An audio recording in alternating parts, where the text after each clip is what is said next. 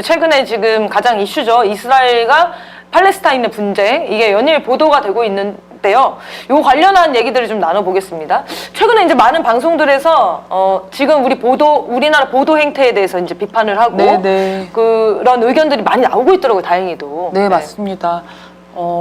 사실 이제 10월 7일 이제 하마스, 실제 팔레스타인 가자 지구를 통치하고 있는 통치하고 있는 정부입니다. 그리고 팔레스타인의 다수가 지금 현재 지지를 보내고 있는 집단이죠. 팔레스타인을 이제 이스라엘로부터 독립시켜야 되는데 그 당시 그 무장 항쟁으로 하자라고 하는 노선을 채택을 하고 있고요.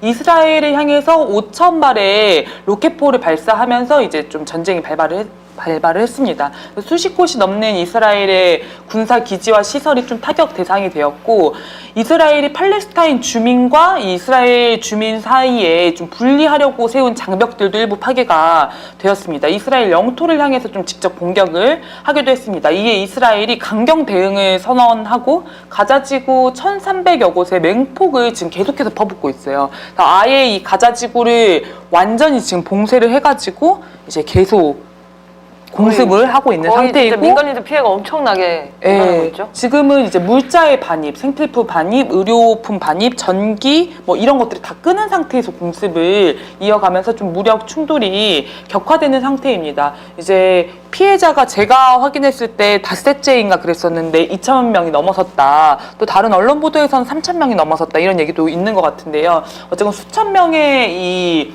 이스라엘과 팔레스타인의 사람들이 좀 희생이 되고 있고요. 아까 그 맹구님께서도 말씀하셨지만 지금 미국과 서방 언론들은 하마스 악마화에 상당히 열을 올리고 있는 것 같습니다. 그래서 한국 언론들도 초기에 상당히 이런 기조를 계속해서 따라가고 있는데요. 그 하마스 악마화를 하는 것만으로는 이 사태의 본질과 배경을 전혀 파악할 수가 없다라는 생각이 들고요.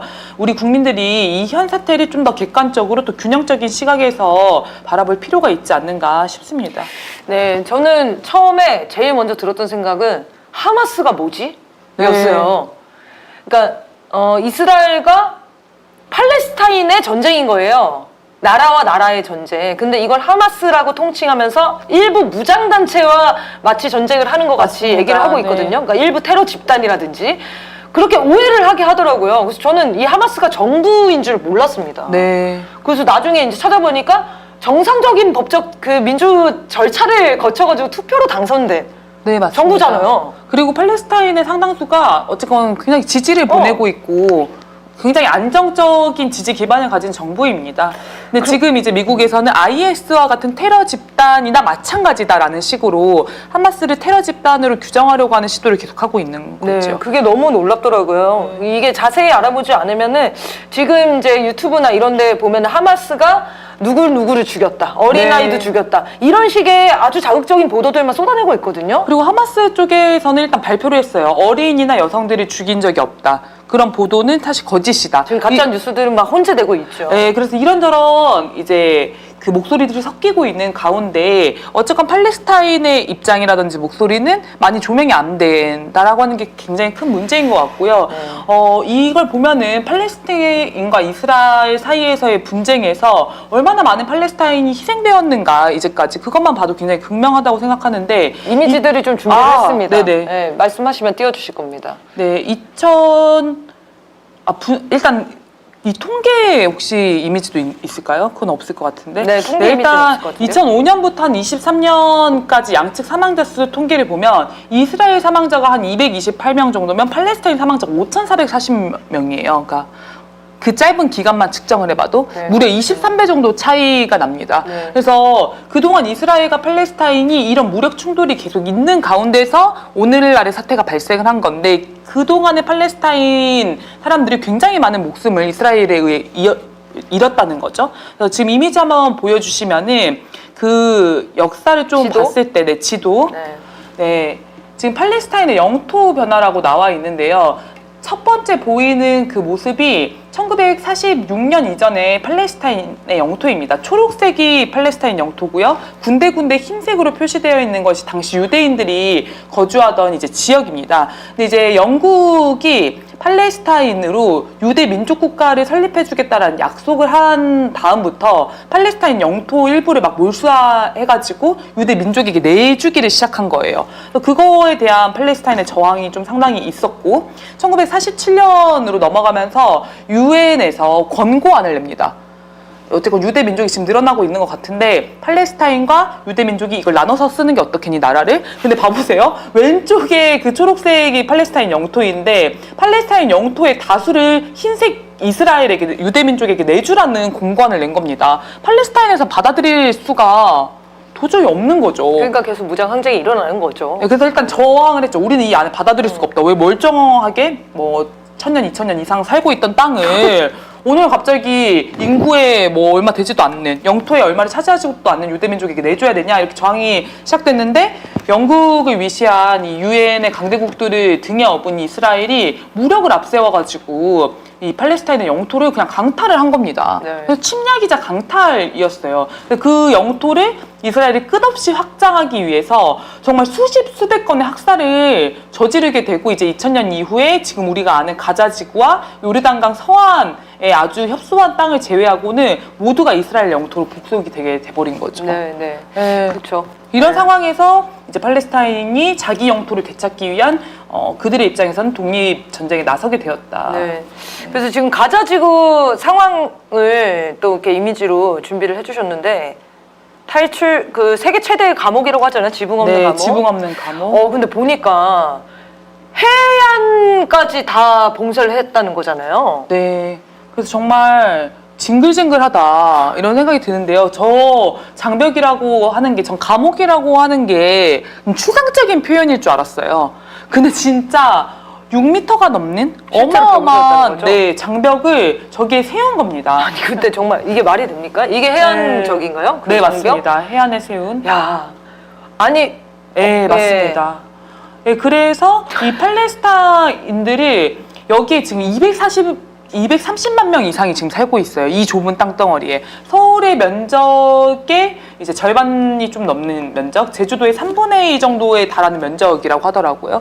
여기 이제 세계의 가장 높은 인구 밀도를 자랑하는 지역 중에 하나라고 합니다. 그러니까 팔레스타인 민족을 몰려갔으니까. 저기에 다 밀어넣고 심심하면 공습을 때리는 거예요. 그래서 그 유명했던 일화가 여기 가자지구가 내려다 보이는 언덕이 있다고 합니다. 그 언덕에서 이 이스라엘 사람들이 의자를 갖다 놓고 극장처럼 거기를 운영을 한다는 거예요. 그래서 가자지구 공습을 이스라엘이 시작을 하면은 그 이제 폭탄이 터질 것 아닙니까? 그럼 그 폭탄이 터진과 함께 이스라엘 사람들이 박수를 하고 막 따봉을 보내고 막 환호성을 지르는, 그래서 이 팔레스타인을 학살하는 것을 마치 영화관에서 영화를 보는 것처럼 게임을 하는 것처럼 즐기는 모습이 국제사회에 공개돼서 정말 파국문이 일었었습니다. 지금 이스라엘의 이런 인종주의적이고 이런 반인륜적인 학살 만행이 반복되어 오는 역사 속에서 지금 팔레스타인과의 무력 충돌이 있는 거다. 이런 배경을 좀 파악을 해봐야 될 것 같습니다. 그런데 그거와 관련된 어떠한 비판이나 규탄 이런 게 국제사회에 없다는 겁니다. 오로지 다 이스라엘 편을 들고, 물론 이 사람이 죽어가는 과정에서 잘잘못을 따지는 거는 사실 제3국에 있는 나라들의 역할은 아닌 것 같아요. 그런데 적어도 객관적인 사실을 똑같이 인지는 해야 된다는 거죠. 마치 있던 일은 없던 일 취급하고 어떤 일은 과장과 왜곡해가지고 전달하는 이 보도 행태가 굉장히 문제라는 겁니다. 네, 그리고 최근에 하버드 대학의 36개 학생 단체에서 오늘날의 이 폭력 사태의 책임이 이스라엘 정권에 있다. 네. 이런 입장, 팔레스타인을 절멸하는 행위를 멈춰 세워야 된다. 지금 이거를 계기 삼아서 이제 잔악한 인종 청소를 하고 있는 거 아니냐, 이런 비판도 일고 있고요. 지금 국제사회에서도 어쨌건 안을 제시를 했었습니다. 하도 분쟁이 오래되었기 때문에 2개 국가를 만들자. 그러니까 이스라엘이 팔레스타인의 독립을 인정하면 끝나는 문제이거든요. 맞아요. 약속한 대로 가자지구라든지 이 독립국을 어떻게 보장할 것인가에 대한 논의 테이블에 앉으면 되는 건데, 이스라엘이 팔레스타인의 독립을 인정하지 않으려고 하면서 무력 충돌이 계속 강화가 되는 겁니다. 그래서 지금 이제 이스라엘이 백린탄을 사용했다는 의혹이 일고 있는데 그게 국제적으로는 사용이 금지된 무기라고 하더라고요. 이에 대해서 국제사회에서 또 비난의 여론이 일고 있는 것 같습니다. 그래서 국제사회가 나서서 이 이스라엘이 팔레스타인의 독립을 인정하고 서로 상호 간에 합의를 맺고 이제라도 더 이상의 어떤 인명 피해가 없도록 평화적인 해법을 모색할 수 있도록 영향력을 발휘해야 되는 때가 아닌가 싶습니다. 그리고 이게 아주 또 편파적인 게 미국은 적극적으로 이스라엘을 지원하고 있지 않습니까? 군사무기도 전하고 있다는 거예요. 그런데 그런 미국에 대한 규탄은 없고 이란이 배후에 있다. 하마스 네. 배후엔 이란이 있다. 뭐 중동의 어떤 나라들이 지원한다더라. 뭐 어디서 무기를 가져왔냐. 이런 것들을 계속 제기하고 있잖아요. 정말 내로남불이죠, 이거는. 네, 지금 미국이 항공모함을 일단 띄우고 전투기를 투입하고 지상군 투입까지 고려할 수도 있다. 이런 이야기를 좀 했는데 미국 입장에서는 중동에서의 패권 상실로 이제 이어질까봐 이 사태가 굉장히 두려워하는 모양새인 것 같습니다. 근데 이런 행위 자체가 오히려 중동에서의 평화를 해치고 더 많은 인류를 죽음으로 내모는 행위인데 사실 미국의 행보는 멈춰 세워야 하는 게 너무 맞고요. 지금 이스라엘이 팔레스타인을 상대로 이렇게 악랄한 학살 행위를 그동안 이어올 수 있었던 것도 미국의 비호와 방조가 있었기 때문 아닙니까? 그래서 저는 뭐 오늘 오면서 뉴스 보니까 중국에서도 이 사태 해결을 위해 노력하겠다. 뭐 중동의 여러 국가들이 팔레스타인의 독립을 기본적으로는 지지하면서 사태 해결에 나서겠다 이런 입장을 표명을 했던데 어쨌건 국제사회가 나서서 더 역할을 해야 되는 때라는 생각이 좀 듭니다. 중동에서는 연일 입장을 내고 있어요. 네. 팔레스타인 독립을 인정해야 이 전쟁이 끝난다. 맞습니다. 같은 입장으로 일관되게 지금 주장하고 있고 이 전쟁은 빨리 멈춰 세우는 게 답이다. 그래서 적극적으로 개입하려고 하는 것 같더라고요. 근데 여기서 말씀하신 대로 핵심은 미국이 방해하지 말아야 돼요. 네. 이스라엘 부추기고 이스라엘 편에 서가지고 서방 국가가 그 중동 나라들이 정리하게 해야지. 이거를 서방 국가들이 자기의 자국의 이익을 위해서 그 분쟁을 조성하고 고조시키고 이런 행태들을 사실 한반도에서도 하고 대만에서도 하는 거잖아요. 그리고 미국이 지금 이걸 개입하는 순간 확전될 수밖에 없습니다. 네, 맞습니다. 다른 중동 나라들이 가만히 있지 않을 거고 중국도 얘기했지만 러시아에서도 입장을 내고 있어 지금. 네.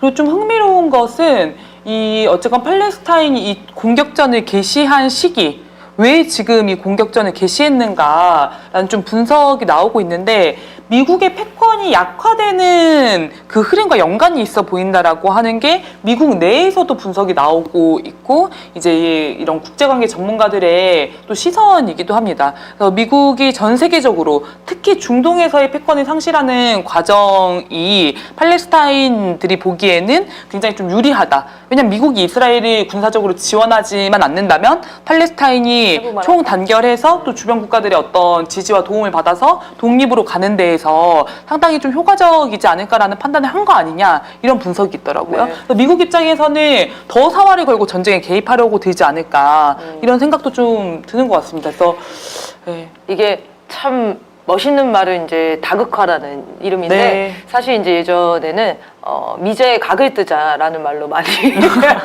불려왔었습니다. 미 제국주의와의 싸움을 세계 전 지역에 영향을 끼치고 있잖아요. 실제로 제국주의적인 영향 하에 침략을 네. 일삼고 있는 미국과 맞서서 만재 동맹을 맺자는 거예요. 그래서 곳곳에서 이 미국의 영향력을 줄어들이게 어떤 쿠데타를 일으키기도 하고 무장하기도 하고 정치적인 부분으로 정권을 바꾸기도 하고 이런 흐름들이 지금 진짜 전 세계 곳곳에서 터져 나오는 상황입니다. 네, 그러니까 그만큼 상징적인 거죠. 미국이 패권을 완전히 잃고 있다. 이게 특히 무력과 관련된 군사 패권이 완전히 지고 있지 않냐.